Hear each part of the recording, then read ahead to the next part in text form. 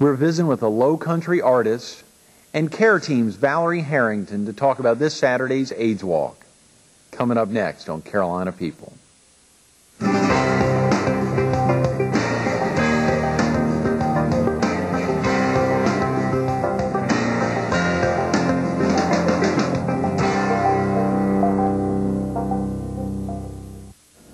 Good morning. Welcome to Carolina People.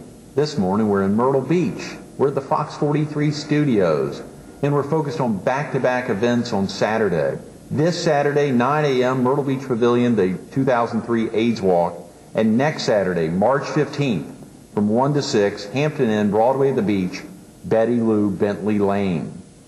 Artist from Charleston. Betty Lou, thanks so much for being with us this morning. Thank you for having me. Incredible opportunity to highlight yourself and some of your works of art, and to be able to think that a little more than a week, folks will be showing up at the Hampton Inn, Broadway at the Beach, from 1 to 6 to see many of your pieces on display. Yes, it's very exciting. Sure is. Can we talk real quick about yourself? Were you originally from the area? No, I'm originally from Michigan, outside of Detroit, but it's way too cold up there. Too much snow and ice and shoveling and scraping. So when I first came here to South Carolina, I said, this is it. This is where I want to stay. Yeah, and you landed in the Low Country first and have stayed there? Yes, in the Charleston area, Somerville. Did you go to school in Michigan? Did you attend college in Michigan? No, not in Michigan, and actually finished up my degree here in South Carolina in agriculture with a minor in landscape design. Right. So that I could combine my love of artwork and my love of growing things and turn it into a steady paycheck type career. Yes. And your first work as a landscape designer was in the Low Country? Oh, yes, absolutely, in the Charleston area. Is that what brought you to South Carolina? Was that opportunity to study landscape design in the Charleston area? Yes, that's it. Great. Do you have family with you in the Low Country? My husband, the rest of my family is still in Michigan. They love the snow and they can have it. Do you all visit? I mean, it gets pretty warm down here in the summertime. They come down here, yeah. They love to come down in the spring. While there's still snow there, they can come down here for a break. That's wonderful. How long have you all been here, Betty? I've been here for over 20 years. Oh, boy. Yes. So you have been away from Michigan for quite a while. Yes, I have. I have had all the snow I want in my lifetime. You came straight from Michigan to the Charleston area. I lived in a lot of different areas, in California, some, in Indiana, and this, really, the climate is wonderful, the people are wonderful, so that's why I stayed here. Did you continue to focus on art while you were doing your landscape business? I know you said earlier that you had thought about merging the two together. Was that a constant focus? Well, I've always drawn or painted ever since I was little, and so that's always been a part of my life. And being able to make a paycheck, have a career that allowed me to do that, and I did that full time. And then I always painted.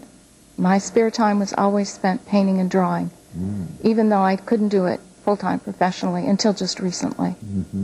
Do you still have copies of some of the early work or some of your early paintings in childhood? You said you've always been painting. Yes, I have booklets of drawings that I did years and years ago. Was this something that was inspired by your parents or inspired by family members, or just a natural inclination? It's just something I had to do. Other kids would be out playing, and I just had to find scraps of paper and pencils and just put things down on paper. That's fantastic. Have you ever thought about having a display or a showing of some of your early childhood works? No. No, I never thought about that. It's an interesting idea, though. Kind of a progression of your works to the present. What about the projects that your company, the Landscape Design Company, has worked on in the Low Country? Well, we do residential and commercial work, large and small projects. We do the full design, including irrigation, and all the installation that goes along with that. I think I understand that some of your landscape design work has received some awards.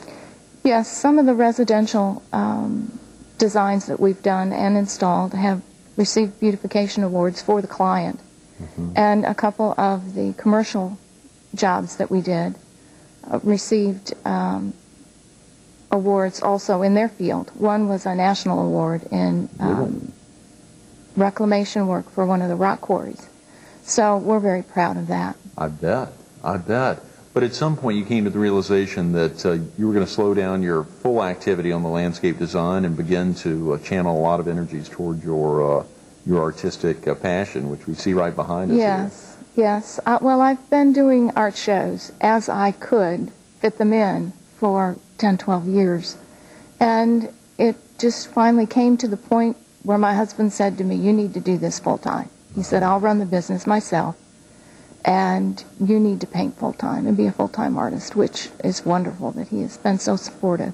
That is. Now, do you have a gallery or a studio that you leave home to go to, or do you have a studio in the home? I have a studio in my home. Great. What's that like, having a studio right there? Do you ever wake up in the middle of the night and go down to paint something, or is that something that you plan out your day to paint? How does that work for an artist? Usually the evenings I'll paint, and I can run into 2 or 3 in the morning and paint. Depending on what my daily schedule is for the next day as to whether or not I can get up and start painting, or if I have to run errands. But I do schedule it around when am I going to get my painting time, because that's my time for me. Golly, that must, for folks who are not artistic, who don't have studios or haven't even visited studios or galleries before, it's difficult to imagine how that is, because I know when I've got a thought, I've got to write it down right there, keep a notepad by the bed. But you actually are able to line up time during the day to make sure you're able to paint. The images float around in your head, and that you just keep expounding upon them, at least I do, in my head, so that when I get that time, that couple of hours, hopefully it just flows right out, because I've had to hold on to it for so long until I can get the time. I'll see, very cathartic, I'm sure. How about a favorite medium or subject, either in your youth or at the present? You said you were doing drawings in your youth, is that correct? Yes, I started out with just graphite, pencil and paper. And in my 20s, I picked up color and worked in oils and pastels. And in my 30s, I switched over to watercolors because it's so much more convenient, especially in this climate. And it's easy to travel with. And it was just wonderful to have that ability to use that color with water. And now I'm moving more into the acrylics, which are very flexible. You can thin them down and use them like watercolors, or use them more like an oils. And they dry fast, and I just love it. I can paint really fast and very spontaneous. Do you have a favorite subject, Bette? I don't think so. I paint a lot of different subjects. There's a lot of different people inside of me that are crying to get out. I love the live material, the plants and flowers and gardens. But the architecture in this area especially is just wonderful. So, and the marshes and the ocean, everything. Yeah. Oh, yeah. Something you weren't getting in Michigan. Oh, for sure. Now, I asked you if you ever get back to Michigan, do you ever, when you're there, I know you said it's easy to travel with watercolors, and do you ever paint when you're back home, or is that... oh, yes. You do? When I get to go home, which I try to make it a 2-week trip, and my father and I will paint during the day. We will go out into the yard and just pick a spot and sit down and just start painting. And that is just wonderful to be able to do that. I bet. Have you been involved in art shows over the years, Bette? Oh, yes. As much as I could. I did the Flowertown Festival in Somerville a few years, and all the judged shows, because I could fit that into my work schedule. And you said when you were in Michigan, you and your dad would get out in the yard and do some painting. Your father's an artist. Yes, he is. He is. Oh. What kind of influences he had on your life as an artist? I guess just to keep doing it. if it's something that you enjoy, just to make time for it and to keep doing it. Did I see that you and your dad had a website together, that you all promote your wares together? Yes, we do. My brother, one of my brothers, is really into computers, and he said, you should set up a website. And he did a lot of the work on it, and it has my artwork and my father's, and it also has a friend's clay work, her one-of-a-kind piece, clay work on it. What is that URL? What's that web address? It's artclay4, numerical 4, U, just the letter, .com. Artclay4, U, the letter U.com. Exciting.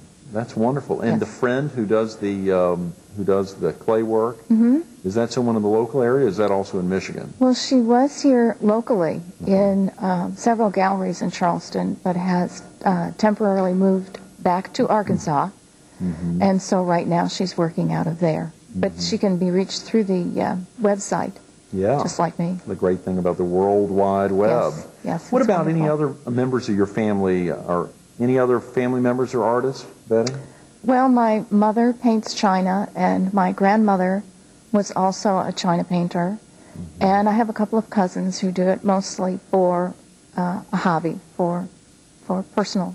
I'm the only one that has taken it to this extreme, to doing it full time. That's the great thing about having a company or having a strong support mechanism within your husband that enables you to actually commit. Yes, you have to have that support system of somebody that will take care of the regular stuff so that you can paint. Particularly when you're talking about staying up until 2 or 3 in the morning. Amazing. How about any of your artistic pieces in galleries around the Low Country or in this area? Yes, I'm in a Charleston gallery. It's called Ink Impressions Gallery on the Square, and a lot of my work is there. And I'm also in a Somerville gallery that's called Art Central Gallery, and I've been in that gallery for about 4 years, since it first began. Do you ever work on a commission basis? Oh yes, all the time. I just finished an inking that was a commission of a school that I sent it to Chicago, and I gave them the rights to reproduce. They're going to use the rendering as a fundraiser for the school in Chicago. How exciting. Can we talk real quick about the upcoming show? It's March 15th, 1 to 6, Broadway at the Beach, Hampton Inn. Is that something that's been in the workings for a long time? And is it just that Saturday, March 15th from 1 to 6, or are you going to be around longer than that? Well, the reception is on Saturday from 1 to 6, but I will be there and the paintings will be there through Tuesday of that next week. And I have to say how wonderful John Conkle, the general manager there, has been. He saw my paintings last fall at the gallery in Charleston, and he then saw the work also in Somerville that same weekend that he was in the area, and he just offered to give me the show, to provide the space so that I could show my work here, and I'm just so thrilled. He's just a terrific person. That's fantastic. So if someone wanted to come on that Saturday, March 15th, next Saturday, would they contact you, or could they just show up if a viewer was interested in the PD or on the Strand to come down? That's the Hampton Inn, Broadway at the Beach there on 29th Avenue. Very easy to find. Fantastic. Yes. Okay. Betty Lou, thanks so much for being with us today. Thank you for having me. An exciting artist. March 15th, the date. Come to the reception from 1 to 6 that Saturday, and stay around on Monday and Tuesday to see Betty Lou Bentley Layne's pieces in action there at the Hampton Inn, Broadway at the Beach. Thanks again for being with us. Thank you. Stay tuned to more Carolina People coming up next.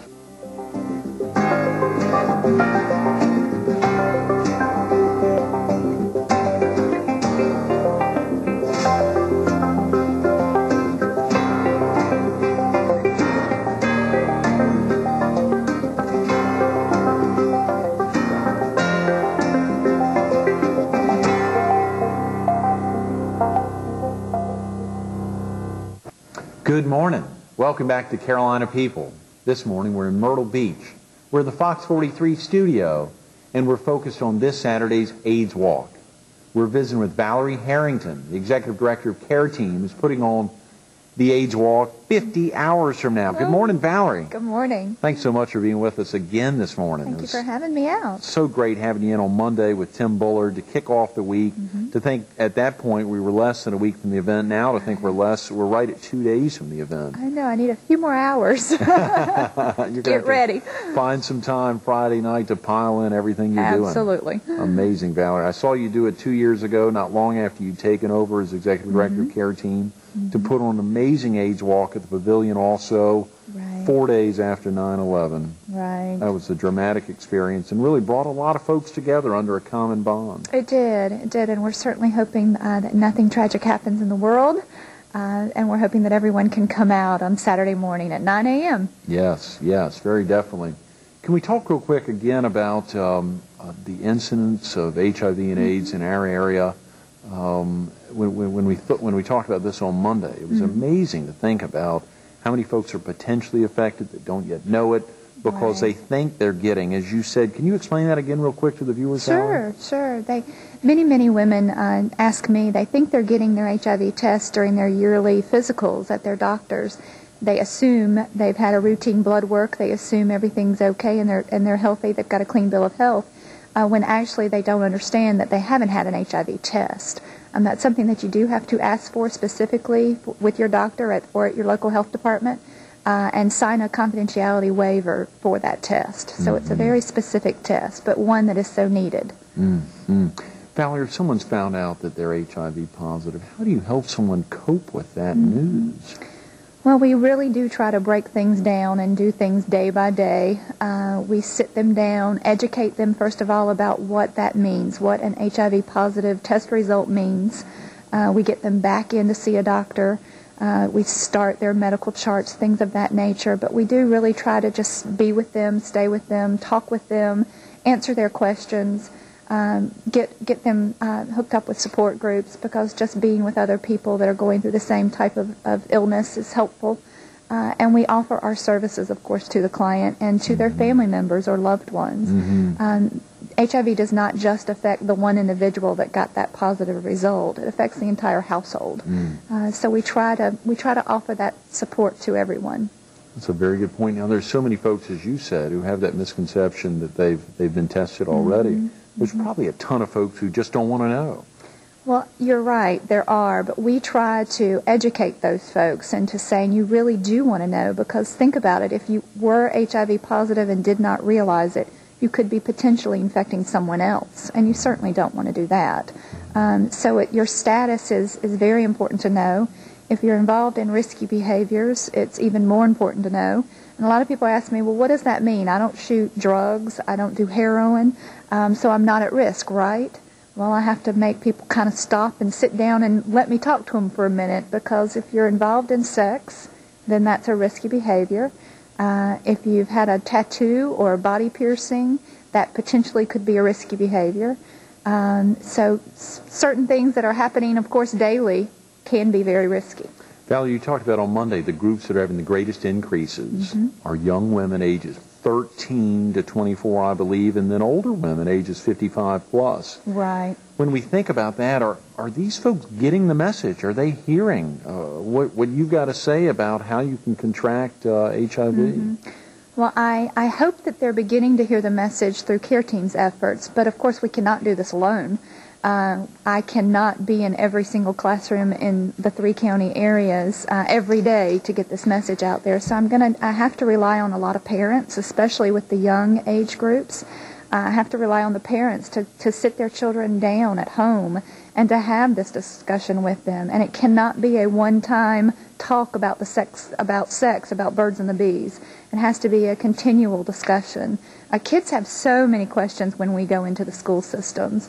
They just have so many questions about their bodies and about how things work, and about HIV and how HIV is contracted. So it's important to sit down. If that's one message I could give to parents is, please don't be embarrassed. Please sit down with your children and have an open communication, and to keep that open communication going. Where can a parent best get information about HIV and AIDS to be able to share it with their children? Could they contact the care team office? Absolutely, and I hope they do. We have literature, we have videos that you could check out, almost like a library system. There's a tremendous amount of websites out there with correct information. You do have to be careful about that. There are some that do not give you the great information. But we have resources and all types of information, and we'll be happy to sit down one-on-one with a parent and talk to them about it, and then maybe they're more comfortable to go home. And care team's number 843-236-9000. Yes. And if a viewer from the PD or southeastern North Carolina was calling in, you could direct them to the group in their area. Absolutely. Whether it's Hope for the PD, up in much of the PD, or in... Or even in North Carolina. Great. We have all those numbers, and ASOs, which are AIDS service organizations, do of course take care of different territories or different counties, but we could certainly give those numbers out.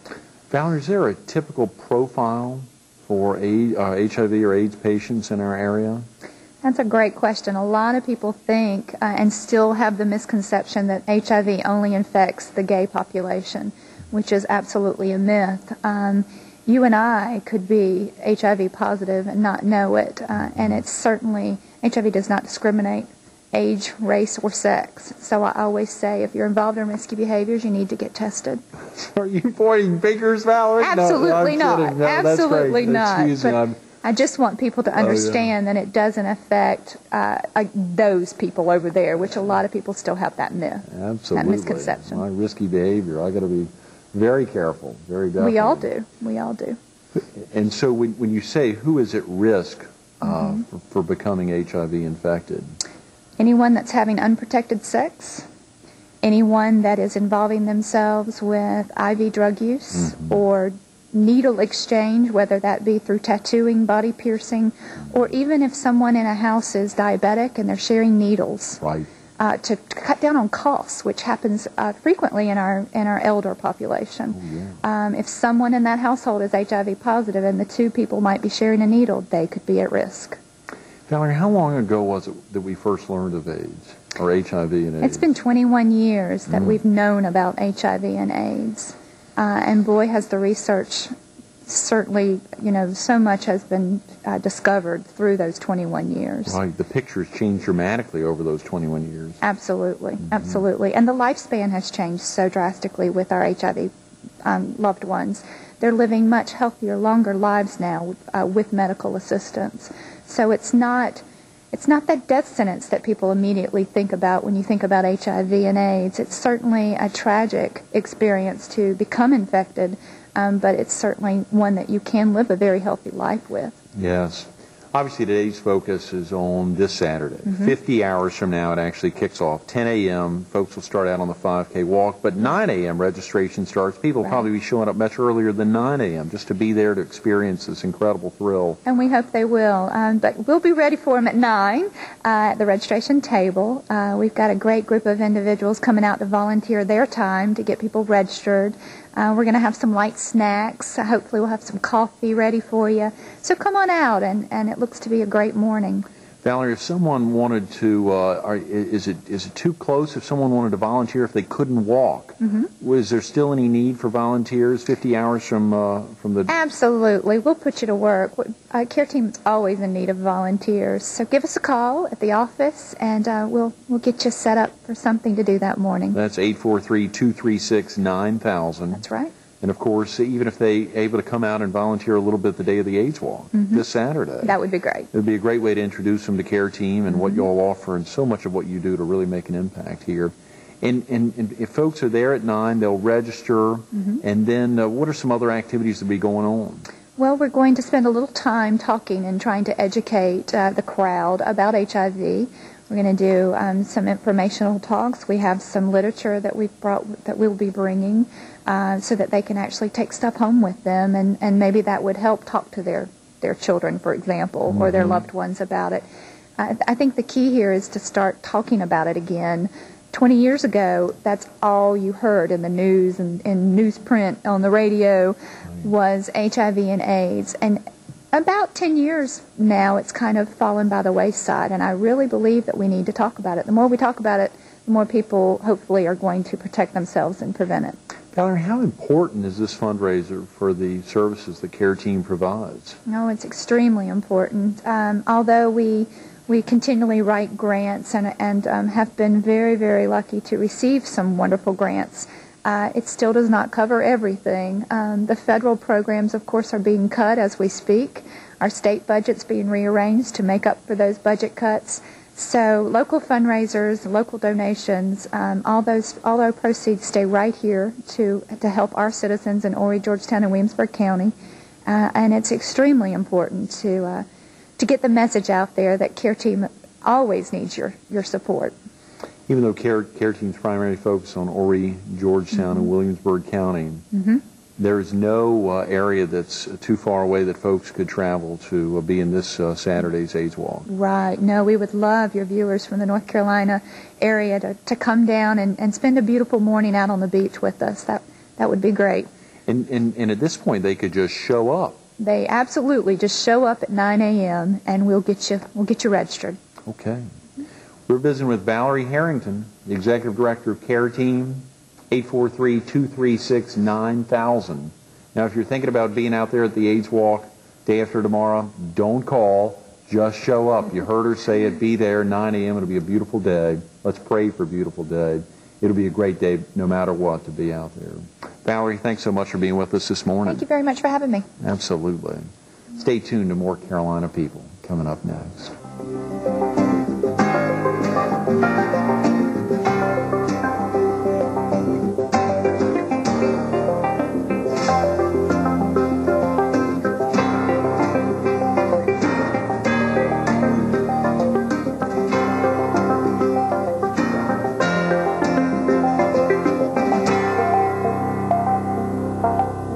We want to thank Betty Lou, Bentley Layne, and all the staff and volunteers of Care Team for making today's Carolina People so special.